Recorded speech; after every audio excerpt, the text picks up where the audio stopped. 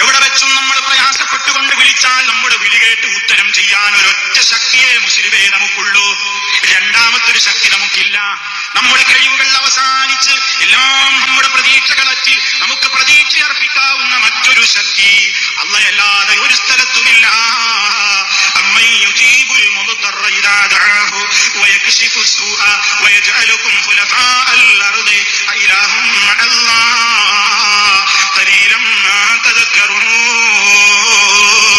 അതേ എടങ്ങേറായി കുടുങ്ങിയവൻ, പ്രയാസപ്പെടുന്നവൻ അവനെ അങ്ങ് വിളിക്കുമ്പോൾ ആ വിളി കേട്ട് ഉത്തരം ചെയ്യാൻ കഴിവുള്ള ഒരൊറ്റ ശക്തി, പ്രയാസത്തിൽ നിന്ന് നമ്മെ രക്ഷപ്പെടുത്താൻ കഴിവുള്ള ഒരേ ഒരു ശക്തി അല്ലാതെ ഉണ്ടോ?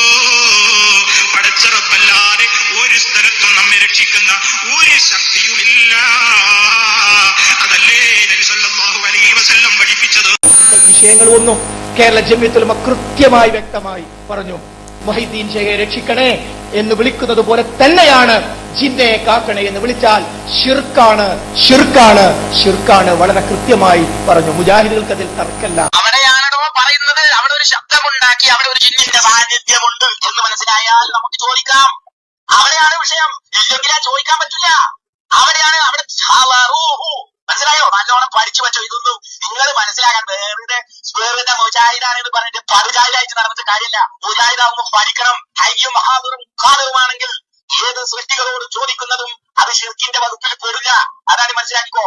അല്ലാഹു തആല മലക്കുകൾക്ക് അടിക്കാനുള്ള കഴിവ് കൊടുത്തിട്ടുണ്ടല്ലോ. യദ്രിബൂന വജൂഹും അദ്ബാറഹും. അപ്പൊ മലക്കുൽ മൗത്ത് വരുമ്പോ അടിക്കല്ലേ എന്ന് സുന്നി ചോദിച്ചാൽ നമ്മൾ എന്ത് മറുപടി പറയും എന്നാണ് ഈ കെ മല്ലൂരിന്റെ ചോദ്യം.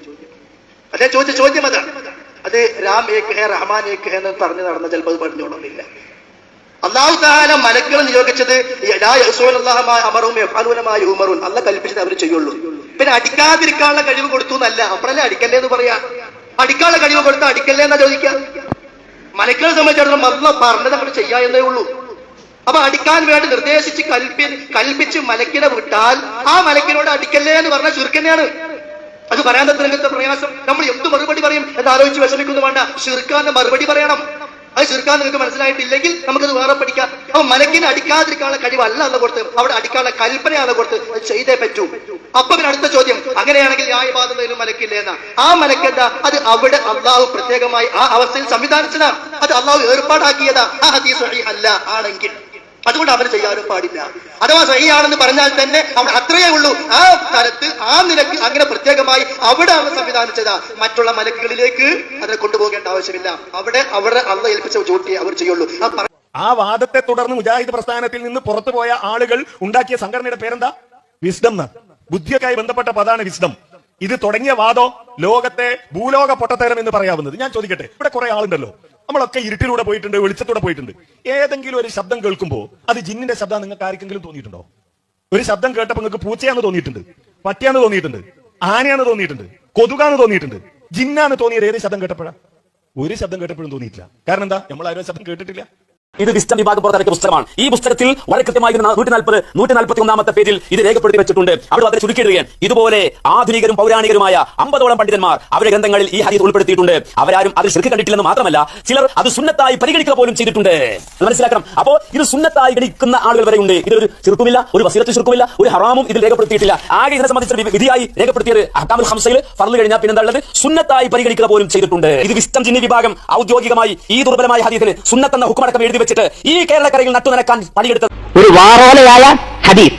ഒരിക്കലും പറയാൻ പാടില്ല ഈ ഹദീസിനെ കുറിച്ച് വാറോലാണ്. ഹദീസ് വൈഫാണെന്ന് കരുതിയിട്ട് നമുക്ക് വായിൽ തോന്നിയ ഹുക്മ ഹദീസിന് പറയരുത്. ഒരു ഉസൂൽ പഠിപ്പിക്കണേ, വായിത്തോലെന്ന് പറയലോ, ഹദീസിന് വാറോലാന്ന് പറയലോ. ഇനി നിങ്ങൾ പറയണ ഇവരുടെ ഗതികേട് നിങ്ങൾ ആലോചിച്ച് നോക്കണം. ഏത് തുരുക്കിലാണ്, ഏത് ചെടിക്കുള്ളിലാണ് ഇവർ ഈ ജനതയെ കൊണ്ടുപോയി കെട്ടിത്താഴ്ത്തിയത് എന്ന് മാന്യസോദരങ്ങൾ മനസ്സിലാക്കണം. ഹദീസ് നിദാന ശാസ്ത്രത്തിൽ ഓരോ ഹദീസിനെ സംബന്ധിച്ചും എങ്ങനെ പരാമർശിക്കണമെന്ന് പണ്ഡിതന്മാർ വ്യക്തമാക്കിയിട്ടുണ്ട്. ആ ശരി, ദുർബലമായ ഹദീസിനെ വാറോല എന്ന് പറയാൻ പാടില്ല. ഏത് ഉസൂലിന്റെ ഏത് കിതാബിനെ എഴുതി വെച്ചത്? ദുർബലാദിനെ കുറിച്ച് വാറോല എന്ന് പറയാൻ പാടില്ല. ഏത് ഉസൂല, ഏത് കിതാബിനെ എഴുതി വെച്ചത്? ഓൻ പറഞ്ഞു കേട്ടതൊന്നും ഓൻ ഉസൂലാദീസ് എഴുതി ഉണ്ടാക്കിയാളാണ്. ഉസൂൽ ഹദീസ് മൂപ്പരെ എഴുതിണ്ടാക്കി തോന്നിപ്പോകും. ഉസൂൽ ഹദീസിൽ ഹദീസ് വിധാന ശാസ്ത്രത്തിൽ ലൈഫായ ഹദീസിനെ കുറിച്ച് വാറോല എന്ന് പറയാൻ പാടില്ല എന്ന് ഏത് ഹുക്കം എവിടെയാണ് എഴുതി വെച്ചത്? വളരെ വ്യക്തമായി മനസ്സിലാക്കാൻ തോന്നിയ ഹുക്മ ഹദീസിന് പറയരുത്. ഹദീസ് നിദാന ശാസ്ത്രത്തിൽ ഓരോ ഹദീസിനെ സംബന്ധിച്ചും എങ്ങനെ പരാമർശിക്കണമെന്ന് പണ്ഡിതന്മാർ വ്യക്തമാക്കിയിട്ടുണ്ട്. ഈ ഹദീസ് വാറോലയല്ല. വാറോല എന്ന് പറയണമെങ്കിൽ യാതൊരു അടിസ്ഥാനവുമില്ലാത്ത തീർത്തും കെട്ടിച്ചമച്ച ഹദീസുകൾക്ക് വാറോല എന്ന് പറയാൻ പറ്റുള്ളൂ. അങ്ങനെയുള്ള ഒരു ഹദീസ് അല്ല ഇത്. ഇതിന് അടിസ്ഥാനം ഉണ്ടെന്ന് പറയുന്നത്. അങ്ങനെ ഒരു ഹദീസല്ല, നേരെ മറിച്ച് ഈ വാറോല ഹദീസിന് അടിസ്ഥാനമുണ്ട്. അങ്ങനെ വെറുതെ വാറോല എന്ന് പറഞ്ഞു പോകാൻ പറ്റിയ ഹദീസ് ആണ് എന്ന് നമുക്ക് പറയാൻ പാടുള്ളൂ. ഹദീസിനെ സഹീഹായി കണ്ട ആളുകളുണ്ട്, അന്നും കണ്ടവരുണ്ട്, ഇന്നും ഈ ഹദീസിനെ സഹീഹാണെന്ന് മനസ്സിലാക്കി പ്രവർത്തിക്കുന്ന സലഫി പണ്ഡിതന്മാർ ഇന്നും ലോകത്ത് ജീവിച്ചിരിക്കുന്നുണ്ട് എന്നത്. അപ്പൊ ഞങ്ങള് ദുർബലാണ്, ഹറാമാണെന്ന് പറഞ്ഞത്. ഇത് ഹറാമല്ല, അതിനപ്പുറത്തേക്ക് ചാടി ഈ സമുദായത്തിന്റെ കഴുത്തിൽ കുരുക്കിട്ട് നരകത്തിന്റെ കുണ്ടിലേക്ക് പോകാൻ ഏത് പുരോഹിതൻ ശ്രമിച്ചാലും മുജാഹിദുകൾ അവിടെ ഇടപെടുക തന്നെ ചെയ്യും. എന്താ വിചാരിച്ച് ഞങ്ങളുടെ നാവ് ഈ നാട്ടിൽ കാന്തപുരം മുസ്ലിക്കെതിരെ മാത്രം പറയലാണ് അങ്ങനെ വിചാരിച്ച് അല്ല. കാന്തപുരത്തിന്റെ നിലവാരത്തിലേക്ക് താടി വെച്ച് ഏത് മൗലവി താന്നു പോയാലും ഞങ്ങളുടെ നാവോട് ഉണ്ടാവും. അല്ലാഹുവിന്റെ റസൂൽ പറഞ്ഞ പോലെ ഒരു തിന്മ കണ്ടാൽ കൈകൊണ്ട് എതിർക്കാൻ കഴിയുന്നവൻ, നിയമം നടപ്പാക്കാൻ ഇല്ലാതാക്കാൻ കഴിയുന്നവൻ അത് ചെയ്യട്ടെ. അതിന് കഴിയില്ലെങ്കിൽ നാവ് കൊണ്ട് എതിർക്കട്ടെ. ഞങ്ങൾക്ക് ഇന്ത്യ രാജ്യത്ത് അതിന് സാധിക്കുന്നത് കൊണ്ട് ഞങ്ങളുടെ നാവ് നിങ്ങൾക്കെതിരെ ഉണ്ടാകും. വാറോലല്ല, നമുക്ക് വേണമെങ്കിൽ ഹദീസ് ലഈഫാണെന്ന് പറയാം. വാറോല എന്ന് പറയണമെങ്കിൽ ഒരു നിലക്കും അടിസ്ഥാനമില്ലാത്ത ഹദീസുകൾക്ക് വാറോല എന്ന് പറയാം. ഹുസൈൻ സലഫിക്ക് പഠിപ്പിച്ചു കൊടുക്ക്.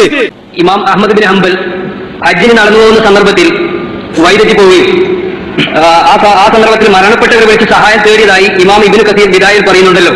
വഴിതെറ്റിയാൽ ഇങ്ങനെ വിളിച്ചു തേടാൻ നബി സല്ലല്ലാഹു അലൈഹി വസല്ലം നിർദ്ദേശിച്ചതായി സഹിഹായ ഹദീസിലും കാണാം. യാ ഇബാദുല്ലാഹ് അഗീസൂനി എന്ന്. മൗലവിക്ക് എന്ത് പറയാനുണ്ട്? മൗലവിക്ക് കുറെ പറയുന്നുണ്ട്. പറയാനുള്ളത് ഒന്ന്, അഹ്മദ് ബിൻ ഹംബൽ റഹ്മത്തുള്ളാഹി അലൈഹി ഹജ്ജിന് പോകുമ്പോൾ വഴിതെറ്റിയപ്പോ മഹാത്മാക്കളായ ആൾക്കാരെ വിളിച്ച് പ്രാർത്ഥിച്ചു എന്ന് ഇബ്നു കസീറിൽ ഉണ്ടെന്നാ പറഞ്ഞത്. പച്ച കളവാണ്. അങ്ങനെ ഇബ്നു കസീറിലില്ല. പിന്നെന്തുണ്ടായി?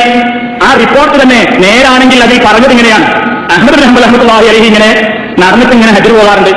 ഒരിക്കലും ഇങ്ങനെ നടന്ന് ഹജ്ജിന് പോകുമ്പോ വഴി അറിയാതായപ്പോ നമ്മൾ സ്ഥലത്തുകൂടി നടന്നു പോകുമ്പോ വഴി അറിയില്ലെങ്കിൽ വഴി അറിയുന്നവരാരെങ്കിലും ഉണ്ടോ എന്നൊരു വിളി വിളിച്ച് ആരാണ് കേൾക്കണമെങ്കിൽ വന്നിട്ട് വഴി കാണിച്ചു കൊടുക്കണം. പരിചയമില്ലാത്ത നാടാണ്.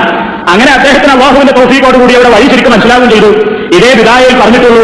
അതിന്റെ സനദോ മറ്റു കാര്യങ്ങളോ ഒന്നും പരിശോധിക്കാതെ തന്നെയാണ് ഈ പറയുന്നത്. ഉണ്ടെങ്കിൽ തന്നെ യാതൊരു കുഴപ്പമില്ല. പക്ഷേ അത് മരണപ്പെട്ട ഒരാളെയും വിളിച്ച് പ്രാർത്ഥിച്ചതായിട്ട് അവിടെ രേഖയില്ല. പിന്നെ പറഞ്ഞ ഇങ്ങനെ വല്ലതും സംഭവിച്ചാൽ ചെയ്യാൻ മുത്തനബി പറഞ്ഞിട്ടുണ്ടെന്നാ. കള്ള ഹദീസ് എത്ര വാറോ ലോകത്തുണ്ടാക്കിയോ? വാറോല എന്ന് പറയാൻ പാടില്ല.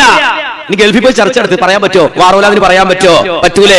ഗൾഫിൽ പോയി ചർച്ച നടത്ത്, സൗദി പോയി ചർച്ച നടത്തി, നിങ്ങള് ദുബൈയിൽ ചർച്ച നടത്ത്, ഇമാറാത്തിൽ ചർച്ച നടത്ത്, അതുപോലെ ലോകത്തിന് വ്യത്യസ്ത കോണിൽ പോയി ചർച്ച നടത്തിയിട്ട് വാറോല എന്ന് പറയാൻ പറ്റോ? പറ്റൂലേ. കാരണം ഇപ്പൊ ഇദ്ദേഹം പറയണതാ നമ്മൾ സുന്നികൾക്ക് പറഞ്ഞ മറുപടി ശരിയാണോ അല്ലേ എന്നതിനെ സംബന്ധിച്ച് ഗൾഫിൽ പോയി ചർച്ച നടത്താം. സൗദിയിലെ എല്ലാവരും കൂടെ വണ്ടി കയറി പോകും ഗൾഫിലേക്ക്. ഇത്രയും കാലം സുന്നിയൊക്കെ പറഞ്ഞ മറുപടി ശരിയാണോ അല്ലേ? എന്ത് ഗതികേടാ മാറ്റ സഹോദരങ്ങളെ. നമ്മുടെ സ്ഥലത്ത് അപകടത്തിൽപ്പെട്ടാല് വണ്ടിയേന്ന് പറയും. ആ വണ്ടിയേന്ന് പറയും. അതെ, ജിന്നിനോടല്ല, വണ്ടിയേ ജിന്നെന്ന് ആരെങ്കിലും പറയാറുണ്ടോ? നിങ്ങൾ മലപ്പുറത്തുള്ള ആൾക്കാർ ആരെങ്കിലും വണ്ടിയോ എന്ന് പറയാൻ ജില്ലോട് വന്നിട്ടുണ്ടോ? മലക്കോട് വന്നിട്ടുണ്ടോ? ആരാ കേൾക്കണമെങ്കിൽ അവർ വന്നോട്ടെ. ഹദീസ് ശരിയാണെങ്കിൽ ഉണ്ടാവുള്ളൂ. നമ്മുടെ സ്ഥലത്ത് അപകടത്തിൽപ്പെട്ടാല് വണ്ടിയേന്ന് പറയും, ഇന്ന് രക്ഷിക്കോന്ന് പറയും. ആരോടുമില്ല, കേൾക്കുന്നവർക്ക് ആർക്കും വന്നിട്ട് രക്ഷപ്പെടുത്താം. അതിലപ്പുറം മരണപ്പെട്ടു പോയ മഹാത്മാക്കളെയോ അമ്പിയാക്കളെയോ ഔലിയാക്കളെയോ വിളിച്ചുവന്നോ വിളിക്കാനോ നീ ഹദീസ് സഹിയാണ് ആരെങ്കിലും ഉരുട്ടി തരണ്ട് ഒട്ടിച്ചാൽ തന്നെ അത് തെളിവല്ല. ഹദീസാണെങ്കിൽ അത് തൊബറാനി റിപ്പോർട്ട് ചെയ്ത ഹദീസ് ലഈഫാണ് എന്ന് പണ്ഡിതന്മാർ വളരെ വ്യക്തമായി തന്നെ രേഖപ്പെടുത്തിയിട്ടുണ്ട്. അതിന്റെ സനദിലുള്ള വ്യക്തികൾ അബ്ദുറഹ്മാൻ സുറൈഖ് അതേപോലെയുള്ള ആളുകളെ പറ്റിയൊക്കെ മുസ്ലിം ലോകത്ത് ഹദീസ് രൂപശാസ്ത്രം അറിയാവുന്ന പണ്ഡിതന്മാർക്കിടയിൽ അഭിപ്രായ വ്യത്യാസമുണ്ട്. അതുകൊണ്ട് തന്നെ ആവർത്തിക്കുന്നു, ഇത് ബുഖാരിയോ മുസ്ലിമോ സഹീഹായ ഹദീസിന്റെ ഗ്രന്ഥങ്ങളോ ഒന്നും തന്നെ സഹീഹായ നിലക്ക് റിപ്പോർട്ട് ചെയ്തിട്ടില്ലാത്ത ഒരു വാറോല മാത്രമാണ്. ഇത്തരത്തിലുള്ള വാറോലകളിലാണ് മുസ്ലിയാക്കന്മാർ ജനങ്ങളെ തളച്ചിട്ടുകൊണ്ട് അല്ലാഹു അല്ലാത്തവരെ വിളിച്ച് പ്രാർത്ഥിക്കാൻ വേണ്ടി പറയുന്നത് എന്ന് നിങ്ങൾ മനസ്സിലാക്കുക. അതുകൊണ്ട് തന്നെ ഈ സത്യം ബോധ്യമാകുന്നു. പടച്ചവനോടല്ലാതെ വിളിച്ച് പ്രാർത്ഥിച്ചിട്ട് ഫലമില്ല, പ്രാർത്ഥിക്കുവാനും പാടില്ല എന്ന് ഓർമ്മപ്പെടുത്തുന്നു. അപ്പൊ അന്നത്തെ വാറോല അന്നത്തെ മുസ്ലിയാക്കന്മാരുടെ കയ്യിൽ, ഇന്നത്തെ ആ വാറോല ഇന്നത്തെ മുസ്ലിയാക്കന്മാരുടെ കയ്യിൽ അല്ലേ? എന്നിട്ട് അവർ അങ്ങനെ ചെയ്യുന്നവരാണ് എന്ന വളരെ വ്യക്തമായ ഒരു ദുരാരോപണം ചില മതപ്രസ്ഥാനങ്ങളിലെ പണ്ഡിതന്മാരും പ്രബോധകന്മാരും അനുയായികളും ഉന്നയിച്ചുകൊണ്ടിരിക്കുകയാണ്. സഹായത്തേട്ടം അത് ജിന്നുകളോട് പാടുണ്ട്, കുഴപ്പമില്ല എന്നുള്ള ഒരു അരവാക്ക് പോലും എവിടെയും എഴുതുകയോ പ്രസംഗിക്കുകയോ ചെയ്തിട്ടില്ല. സഹായത്തേട്ടം അത് ജിന്നുകളോട് പാടുണ്ട്, കുഴപ്പമില്ല എന്നുള്ള ഒരു അരവാക്ക് പോലും എവിടെയും എഴുതുകയോ പ്രസംഗിക്കുകയോ ചെയ്തിട്ടില്ല. ഒരു കാരണവശാലും ജിന്നുകളോട് വിളിച്ചു പ്രാർത്ഥിക്കുവാനോ സഹായം തേടുവാനോ പാടില്ല എന്ന് പറയുന്നവരെ നിങ്ങൾ എന്ത് അടിസ്ഥാനത്തിലാണ് ഈ ഒരു ആരോപണം ഉന്നയിച്ചുകൊണ്ട് അധിക്ഷേപിക്കുന്നത്? മനുഷ്യരോട് ചോദിക്കുന്ന പോലും റസൂലുള്ളാഹി പറഞ്ഞിട്ടുണ്ട്, നിരുത്സാഹപ്പെടുത്തിയിട്ടുണ്ട്. അതിനർത്ഥം മനുഷ്യരോട് ചോദിക്കുന്ന എല്ലാ ചോദ്യവും ശിർക്കാണ് അല്ല